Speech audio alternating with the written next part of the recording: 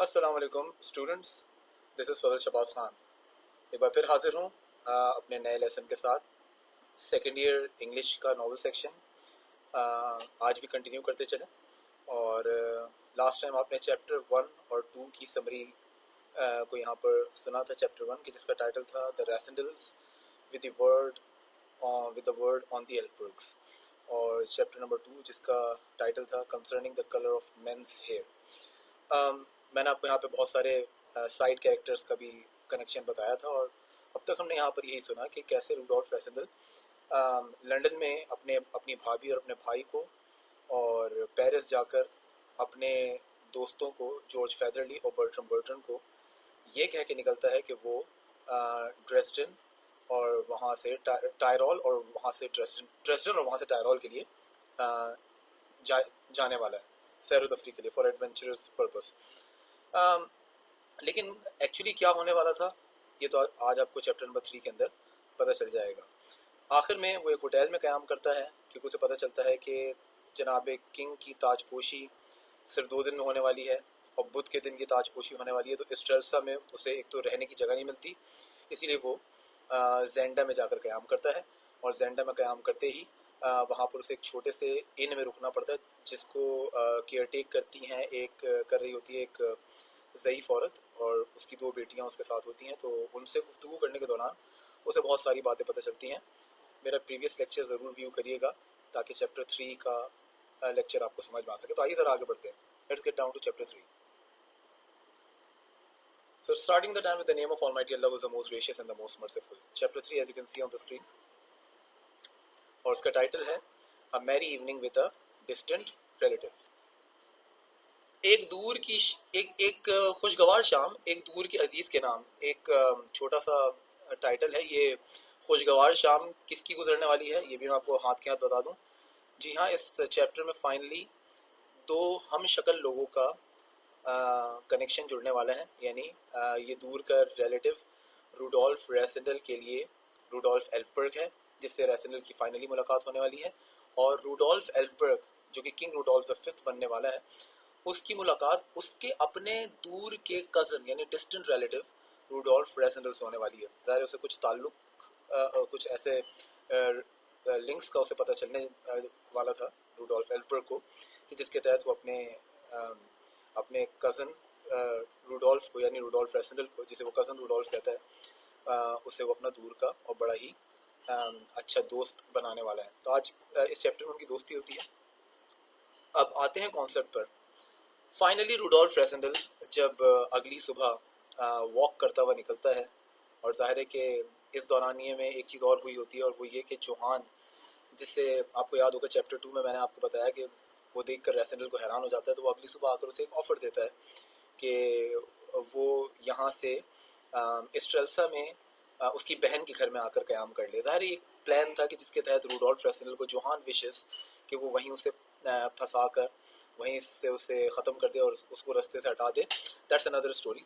Coming to the bottom line, Rassendyll अपना सामान Johan की सिस्टर के घर पर भिजवा देता है, उस एड्रेस पर जो जोहान देता है। लकीली जोहान को इस बारे में पता नहीं होता कि सिर्फ सामान भिजवाया गया है, और रैसेंडल अपनी फैसिनेशन को पूरा करने के लिए थ्रू द फॉरेस्ट ऑफ जेंडा एक आखिरी बार फॉरेस्ट ऑफ जेंडा और कासल ऑफ जेंडा को देखने की खातिर वो वहाँ से गुजर रहा होता है, नोइंग कि अगर वो 10 किलोमीटर फॉरेस्ट ऑफ जेंडा से होकर गुजरेगा तो वो रोड साइड स्टेशन पे पहुंचेगा, जहाँ से वो अपना लगेज कलेक्ट करके सीधा जोहान की सिस्टर के एड्रेस पर पहुंच जाएगा, और वहाँ पर जो कि स्ट्रेल्सा में रहती है वहीं पर क़याम कर लेगा। और वहीं से अगले दिन यानी ऑन वेडनेसडे वो किंग रूडोल्फ एल्फबर्ग की कोरोनेशन भी देख लेगा। खैर, दैट्स अनदर स्टोरी। तो अभी वो फॉरेस्ट ऑफ जेंडा से गुजर ही रहा होता है कि बहुत ही प्लीजिंग साइट उसे दिखता है, दरख्तों का आपस में जुड़ा होना और सूरज की रोशनी का दरख्तों पर पड़ना, और पैचेस से उन लाइट्स का उसके सामने जो है वो नज़ारा, और दरख्तों का एक हसीन नज़ारा, एक बड़ा हसीन व्यू था। इस बीच उसने कासल ऑफ जेंडा भी देखा, तो वो ये नज़ारे देखकर काफ़ी थ्रिल्ड हो जाता है, काफ़ी एक्साइटेड हो जाता है, इतना कि वो वहाँ पर उसे बैठ कर देखना पसंद करता है। और जैसे ही वो अपनी कमर टिकाकर एक दरख्त के ट्रंक के साथ जब वो बैठता है तो उसको नींद आ जाती है, और सिगार पीते पीते वो सो जाता है। I am talking about Rudolf Rassendyll. और ज़ाहिर उसकी एक ख्वाहिश ये भी थी कि वो किसी तरह रूडोल्फ एल्फबर्ग से भी मिले, जब उसकी आंख लग जाती है तो ख्वाब में वो ज़ाहिर है कि बहुत सारी चीज़ें देख रहा होता है। एक तो ये कि कासल ऑफ जेंडा में वो रहता है, उसकी शादी प्रिंसेस फ्लेविया से हो जाती है, ब्ला ब्ला ब्ला। ये तो एक दैट्स अनदर स्टोरी। इसके ख्वाब में आ रहा होता है कि अचानक से उसकी आंख खुलती है तो उसके सामने दो लोग खड़े होते हैं, कॉलोनियल सेप्ट और फ्रिट्ज वॉन टालेनहाइम, जो कि उसे रिगार्ड करते हैं just as same as Rudolf Elphberg. थोड़ी देर बाद रूडोल्फ एल्फबर्ग भी आता है और रूडोल्फ एल्फबर्ग और रूडोल्फ रेसनल दोनों ही एक दूसरे को देखकर हक्का बक्का हैरान परेशान हो जाते हैं। थोड़ी देर बाद वो दोनों एक दूसरे से घुल मिल जाते हैं, बहुत ज़्यादा उनमें दोस्ती बन जाती है, इतनी ज़्यादा कि रूडोल्फ एल्फबर्ग रूडोल्फ रेसनल को कज़न रूडोल्फ कहकर कॉल करने लगता है और उसे ऑफर देता है कि वो आज की रात शूटिंग लॉज पे उसके साथ रुके और यहीं से खाना खाकर अगली सुबह के लिए निकले। Rational became very pleased, a bit shy at the same time, लेकिन वो बहरहाल उसकी ऑफर कबूल करता है। वो दोनों लॉज की तरफ जाते हैं और वहाँ जाकर उस रात बड़ा भरपूर खाना सब खा रहे होते हैं। इस दौरान कॉलोनल सेप्ट और फ्रिट्ज वॉन टालेनहाइम थोड़ा सा केयरफुल होकर खाते हैं, बिकॉज दे न्यू कि उन्हें अगली सुबह 6 बजे उठकर कासल ऑफ जेंडा जाना था और वहाँ से गार्ड ऑफ ऑनर लेकर रूडोल्फ एल्फबर्ग को लेने के लिए उस शूटिंग लॉज पर 8 बजे वापस आना था, ताकि वहाँ पर रूडोल्फ एल्फबर्ग को फुल ऑफ गार्ड्स यानी गार्ड ऑफ ऑनर के साथ इस्ट्रेल से ले जाया जा सके फॉर द कॉरोनेशन।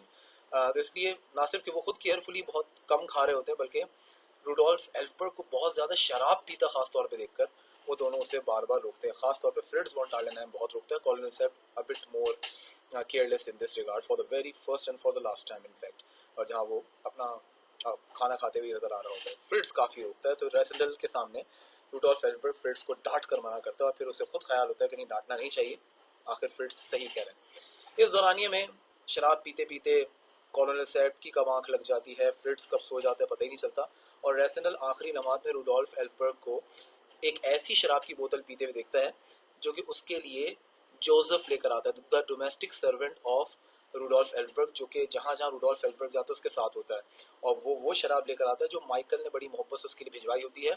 काफ़ी तंज और तल्ख कलामी यहाँ पर रूडोल्फ एल्फबर्ग करता है कि मेरे भाई ने मेरे लिए बड़ी मोहब्बत से भिजवाया, यानी वो भाई कि जिससे उससे कभी ऐसी कोई तवक्कुआत तो थी नहीं। तो वो सारी की सारी जो है वो शराब की बोतल खुद पी जाता है। This was the last site जो कि रेसिडेंटल सोने से पहले देख रहा होता है, और इस तरह उसकी भी आंख लग जाती है और वो आखिर में बस ये देखता है कि रूडोल्फ एल्फबर्ग शराब पीकर चेयर पर बैठकर हाथ इस तरह रखकर उस पर सर रखकर सो जाता है। And that is that at the end of chapter number 3। अगली सुबह क्या होगा ये चैप्टर 4 में आपको पता चलेगा। पॉज करके स्लाइड को अच्छे तरीके से पढ़िएगा। ये चंद वर्ड्स हैं, इन्हें भी पॉज करके अच्छी तरीके से देखिएगा, नोट करिएगा। आज के लिए चैप्टर 3 में बस इतना ही। Until next time, for chapter number 4, it is goodbye.